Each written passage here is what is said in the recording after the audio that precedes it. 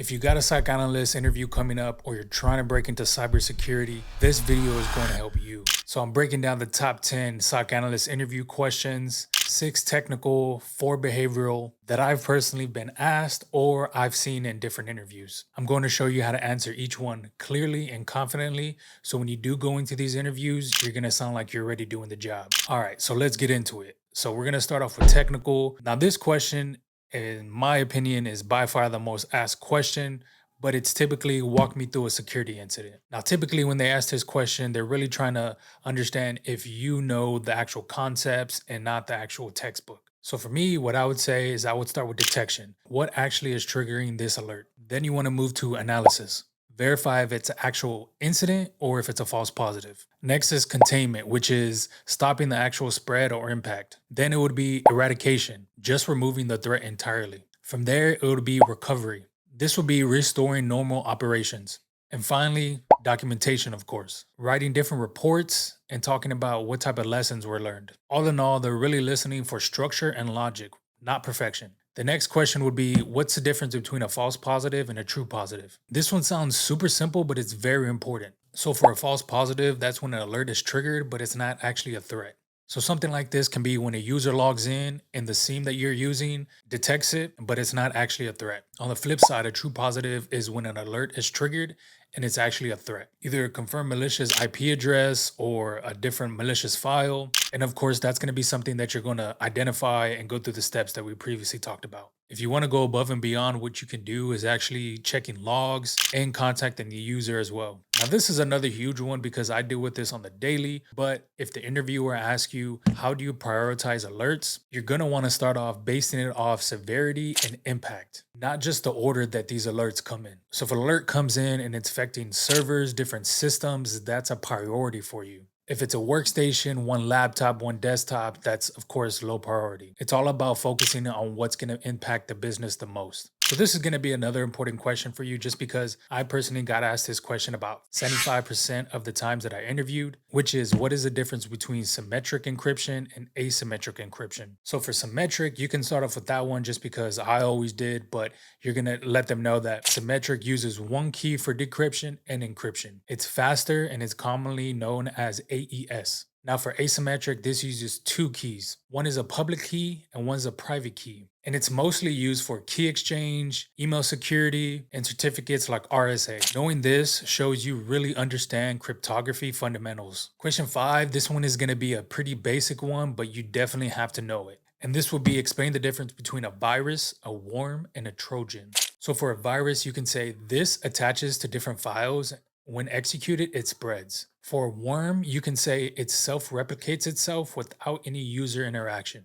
And lastly, a Trojan. What this does is it disguises itself as a legitimate software just to gain access to your network or system. This question is really going to show you how you know malware behavior, especially when analyzing endpoint alerts. For number 6, I vividly remember this question in my SOC analyst interview. My current director of technology asked me, how would you detect a compromised account? So for me, I started off by saying I would check the different sign-in logs. So this would be logins from different locations, different hours, odd hours at the time, impossible travel. So if someone's showing an IP address from Texas and then about 5 minutes later they're showing an IP from Russia, multiple password failed attempts, and then of course any type of privilege changes. Of course, for this question, one of the things I'd always say right off the back is if I do suspect anything malicious, I'll contact the user right away. If the user can identify all the things that I'm seeing on my computer, then we know that this is not an actual threat. But if a user lets me know that they haven't had any recent sign-in logs, that they're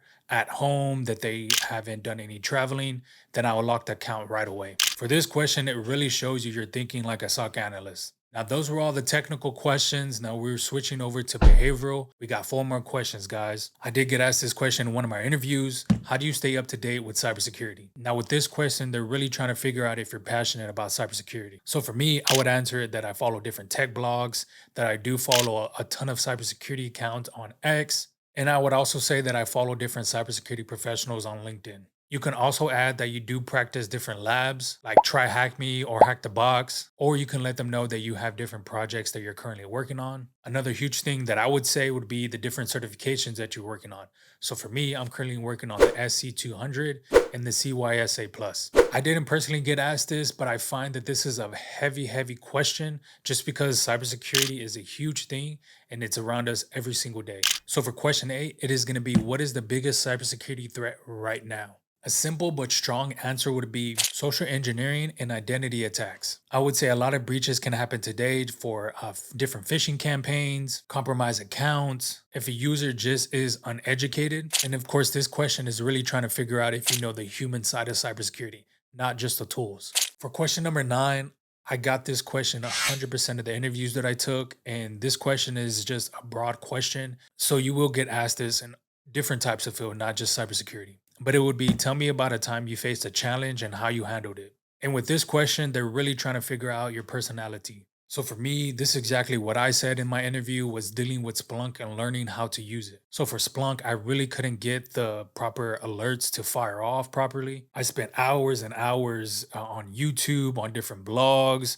I'm just trying to figure out how to actually fix this issue. So you can end this off with, this experience taught me how to be patient and resourceful. And these will be skills that I would use every day in my cybersecurity role. Again, for this question, they're not testing any type of knowledge here. They're really testing your mindset. And last but not least, question number 10. Now, this is going to be a universal question. I guarantee you this is going to be a question that they are going to ask you in your interview. So for question 10, why do you want to work in a SOC? I want to start off and emphasize that you're the front line of cybersecurity. Of course, every day is going to be different. You're going to be learning constantly, and you work directly with protecting different systems. For this question, make it personal if you want to. Show them your enthusiasm for the field or breaking into cybersecurity. If you make it personal, it's going to make you stand out even more than all the other people that they're interviewing. And don't make it about a paycheck. I'm going to end this off with a quick tip. Shout out to Simone Bees. One thing that she has been talking about on X or Twitter is talking about if you're asking for work-life balance when interviewing. So I have it right here. Unusual Wells put, work-life balance will keep you mediocre, per Wall Street Journal opinion. Someone else quoted and said, if I interview someone that asks about work-life balance, I move on. I don't know who this is. Simone Bees quoted it and said, yeah, I don't recommend anyone asking work-life balance type questions in an interview. That's an HR question, honestly, and you should try to get PTO. 401k, healthcare breakdown from them early on. Again, guys, I totally agree with this. Keep work-life balance, keep any type of questions of that nature out of the interview just because you're trying to get into this position. Now, look, if you made it this far, I really appreciate you. You're doing a hell of a job, and you're honestly already ahead of other people preparing for different SOC interviews. Do me a huge favor, go back and rewind this, study these questions to the T, and really practice these questions, saying them out loud, just so when you do go to the interview, you sound natural. Now, if this video helped you in any kind of way, do me a huge favor, hit the subscribe button and stay tuned just because my next video is going to be the SOC tools that I personally use on a daily basis. As always, guys, I appreciate you. Until next time, peace.